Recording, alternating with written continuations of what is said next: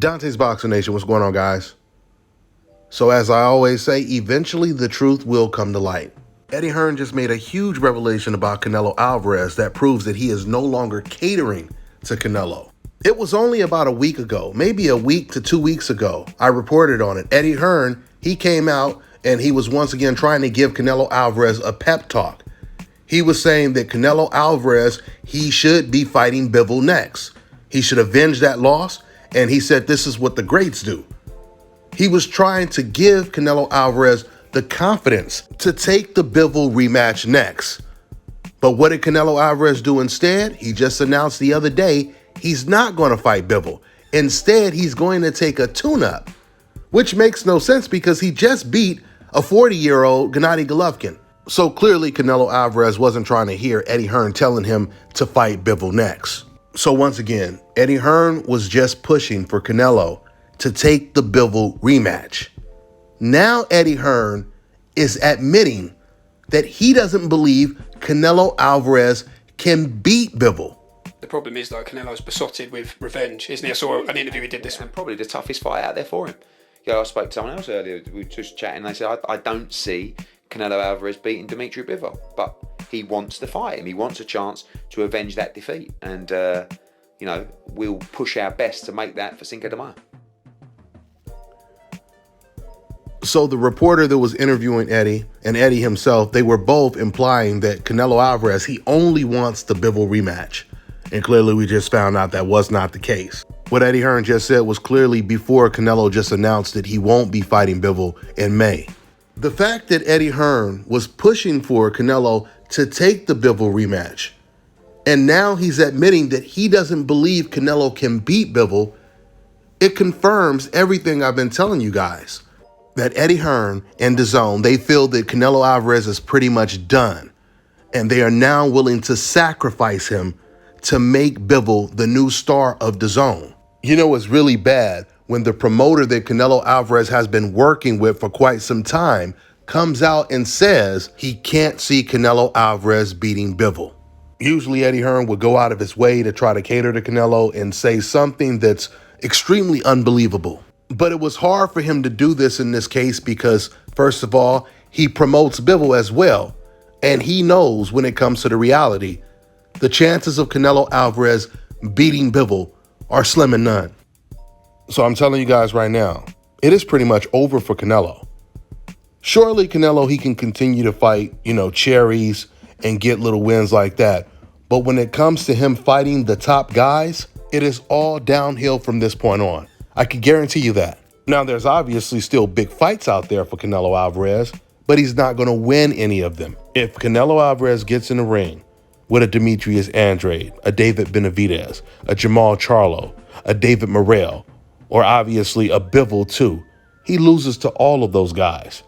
The only type of opponents that he can beat are the Kovalevs, the Abney Yildirim's, the Caleb Smiths, the Caleb Plants, the John Ryders. And I don't even know if he can actually beat John Ryder. Matter of fact, John Ryder is supposed to fight Zach Parker, I believe, next weekend. And that'll be an interesting fight, actually. It's not even a guarantee that Canelo can beat those guys. That's how bad things are for Canelo Alvarez right now. Now, I'm going to keep reminding the Canelo Alvarez fans because they've always said in my comment section that Canelo Alvarez is just doing the same things that Floyd Mayweather did. Well, if he's doing the same things that Floyd Mayweather did, at the age that he's at right now, he's supposed to be fighting David Benavidez. And not only just fighting him, but he's supposed to be dominating him, just like Floyd Mayweather dominated a young, strong Canelo Alvarez. The truth is, if Canelo Alvarez was trying to follow everything that Floyd Mayweather did in his career, Canelo would have most likely retired years ago because he would have so many losses on his record trying to fight the best competition at 154 and 160, the same way Floyd Mayweather fought the best competition at 130 and 135. So Canelo was never trying to do the things that Floyd Mayweather did in his career. Canelo was really trying to do the things that Gennady Golovkin did in his career, which is avoid as much smoke as possible. I do not believe Canelo Alvarez is going to take a Bivol rematch. I believe he's trying to prolong the situation, hoping people stop talking about it, and then hopefully Bivol moves on and he focuses on fighting the light heavyweights and unifying all of the belts. That way Canelo Alvarez can say, oh, well, I tried to make the fight, but Bivol, he doesn't want it anymore. It's rather ironic that Canelo Alvarez, he had just said before the Gilberto Ramirez fight, he was rooting for Ramirez. But if Ramirez were to beat Bivol, he wasn't going to fight Ramirez. But now that Bivol beat Ramirez, Canelo went from saying he wants to avenge that loss and fight him in May, just to turn around and say a couple days later that he's not going to fight Bivol in May and he wants a tune-up bout. We know what time it is. This is the beginning of the end for Canelo. Mark my words. That's all I got for now, guys. I'm on to the next one. All right, now check this out, guys. If you're looking to repair eczema scars, burns and bruises, dark spots and blemishes, fever blisters, diabetic ulcers, this right here is the perfect product for you guys. It's called Elo Diki Face and Body Oil. Athletes and top-ranking boxers, they're also using it after training to reduce swelling, inflammation, and to ease the pain. So get yours today. Go to elodiki.com. Like them on Facebook and follow them on Instagram. Let me tell you guys about Issa Israel Law Firm. It is a full-service legal practice based in Denver, Colorado, an emerging hub for combat sports and high-altitude training. If you're a fighter inside or outside of the ring and you need a law firm you can trust to fight for you, visit thefighterfirm.com or email help@iilawfirm.com. Legal representation is usually limited to plaintiffs or defendants in Colorado, but iFirm can help anyone in the world with trademarking their business name, logos, and U.S. immigration issues. This brother has been my attorney for a while and helped guide me through all kinds of business and civil issues, so make sure you guys go to thefighterfirm.com.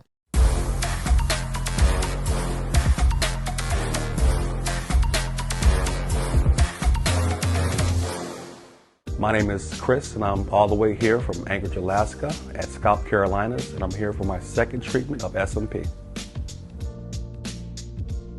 Well, I was sitting at home one day and going over my Facebook page, and they have different, like advertisements popping up, and I saw one for SMP, and I saw some pictures of some guys, before and after, and I was looking at that, and it caught my attention, so I Googled it.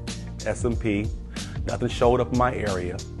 So, I did a little more research, and all of a sudden, Scalp Carolinas popped up in the web browser. So I started watching his videos and seeing all the reaction from all the other people.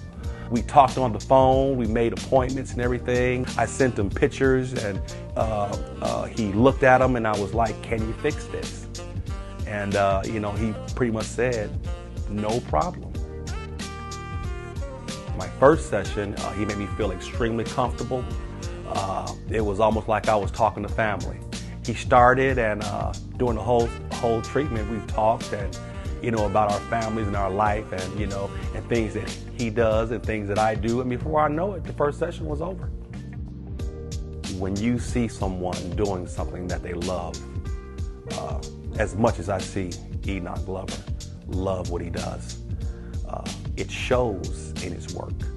I wouldn't point anyone in any other direction but here to North Carolina, Scalp Carolinas, to get this done.